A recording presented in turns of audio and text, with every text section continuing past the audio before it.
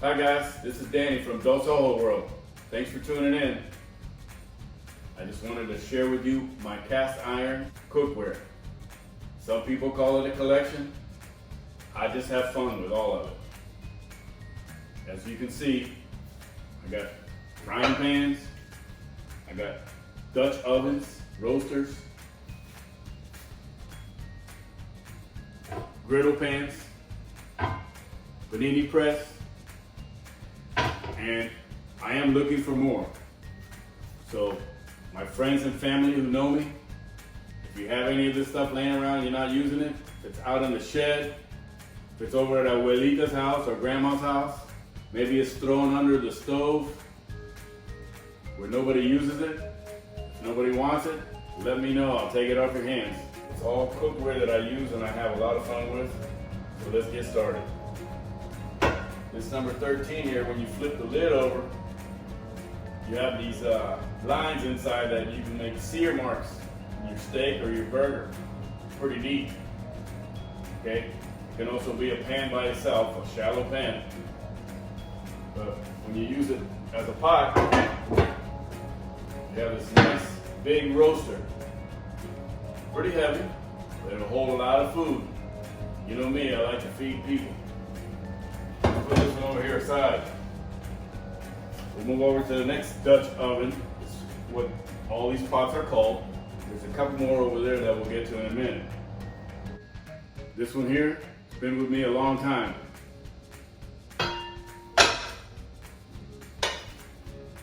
You can look at the finish on that.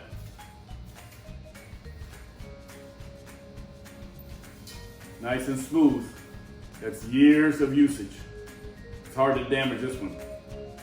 That's nice and seasoned, as they call it in the cast iron world. This one's a little smaller. As you see, this lid has dimples inside. And what those dimples are for is, as it sits in there and there's steam and condensation, all those little dimples drip back down on the food to keep everything moisture. So that's a cool design. We'll move over here to the back. These are Dutch ovens as well. This one's a little bit bigger than this one. Relatively flat bottom, so you can use on your stove top. But if you notice over here, these are a little bit taller. There are different brands out there. Most of them are interchangeable. This is a Lodge lid. Can't see it now, but this is an old Wagner. Fits perfect. This is a Coleman. This lid also fits on my number 10 skillet. This is a Texport. Okay. This is a Lodge. This one's made by Camp Chef. So as you can see, there's many different brands out there.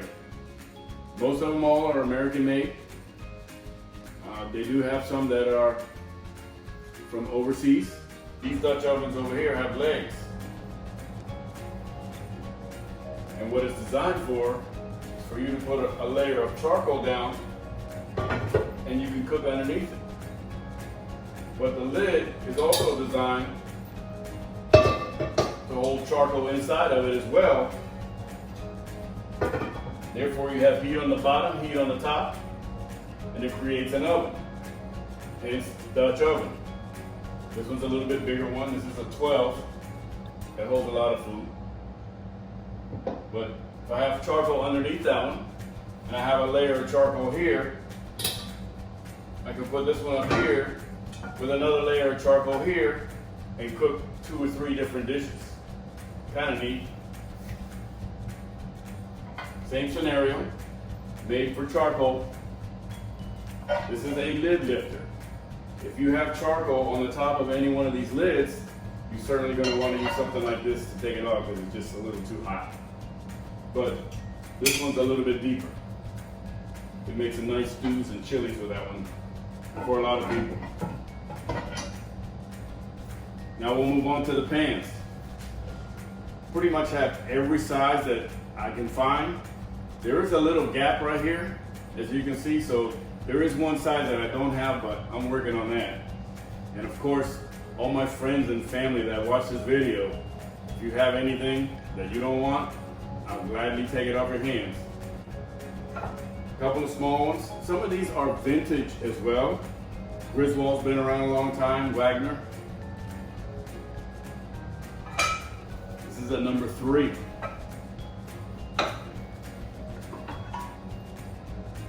These are both Wagners. A little bit smaller, but you're frying up a couple of eggs in there, perfect size. Get a little bit bigger here. This is probably the most common pan. Mrs. Doso uses this one a lot as well. This one's kind of very dear to me. You can see it has a lot of usage, but this is dear to me because it belonged to a cousin who is no longer with us. So I will certainly hold on to this for a while. Then you get over here and we get a little bit bigger. Wagner. This one's got grill marks in it, so you can do a little bit of searing. And I also have fun with this one because I have a press, which also has the grill marks. And when you put them together, you can make some serious food there and sear a lot. Now we're gonna get a little bit bigger. This is my Lodge. This one has a handle, so it makes it easy to carry and do a lot of stuff with. We'll just set that one right over there. The next two are the same size, but these are older. This is a number 10. This one was given to me as well. Same here, number 10. It's a little bit deeper, not very much. Then we get to the big boy. This is a number 12. Okay, you can cook everything in there. You can cook eggs, bacon, hash browns, pancakes, it all fits in there. This is a pretty big pan. Again, all these pots and pans work wonderful on my outdoor cooker. Every chance I get, I try to use them out there and cook on them. They're pretty durable, they're tough, they can go through a lot. You can stick them right in the fire, they take a lot of heat. And they work really well and distribute the heat pretty evenly. So that's why they've been around a long time. This is a roaster, kind of neat. It's got a nice oval shape to it.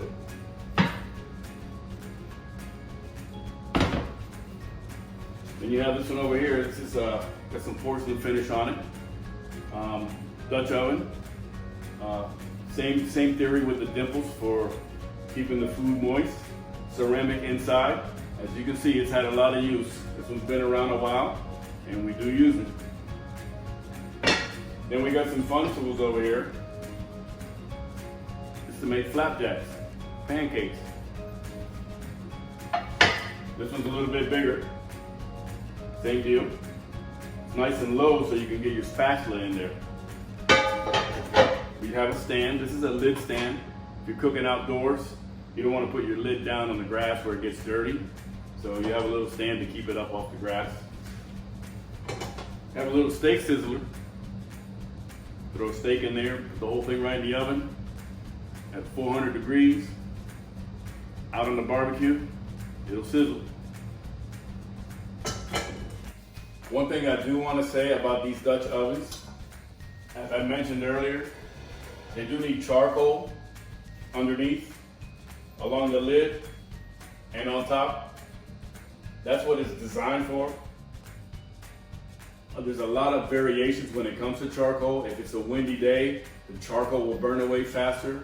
If it's a cold day, you may need a little bit more charcoal. If it's a hot day, they may burn away faster. So it takes a little bit more work and a little bit more effort. And there's a lot of people that's the only way they prefer to do it. If that's the way you want to do it, go right ahead. It'll be fun. You may need a little bit of practice. Just do it. You can put this in the conventional oven without a problem. Just put it in the oven, set it, and forget it. A nice sturdy pot that can take temperature. Quite honestly, that's the way I do it. there's a lot of times I just don't want to mess around with charcoal. You gotta go in the house, out of the house, you gotta watch it, sit there. Broquettes on top, broquettes on the bottom. If it's too windy, the ashes get in the food. No, that's not for me. Sometimes. Sometimes I like to do it that way, but most of the time, guess what? Set that oven to temperature, pop that baby in there, close the door, go play with the kids. That's how I do it. I'm not gonna fight with charcoal on the top and on the bottom.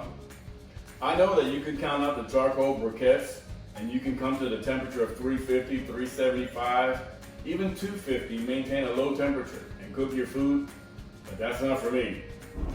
You can see there's an official scale that gives you the temperature you want to maintain, as well as the size of your pan and the number of charcoal broquettes that you want to use. It will maintain temperature. You have to watch the coals, but the only problem I got is, who's got time?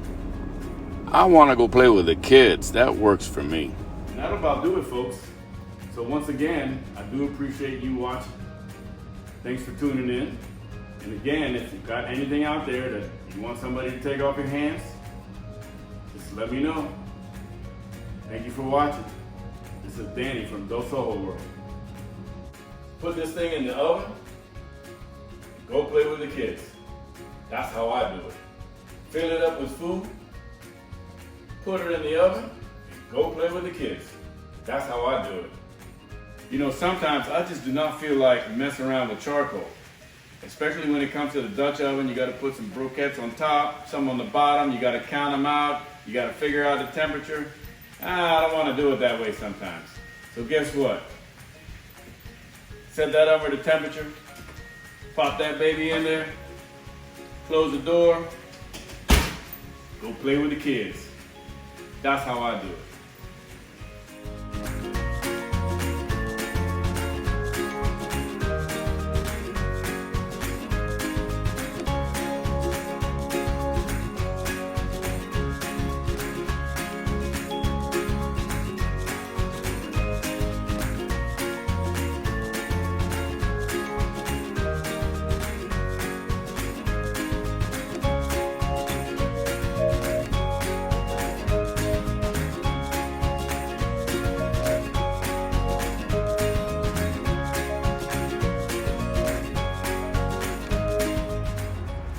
Forget, you gotta hit that like button. Also, don't forget to subscribe to the channel.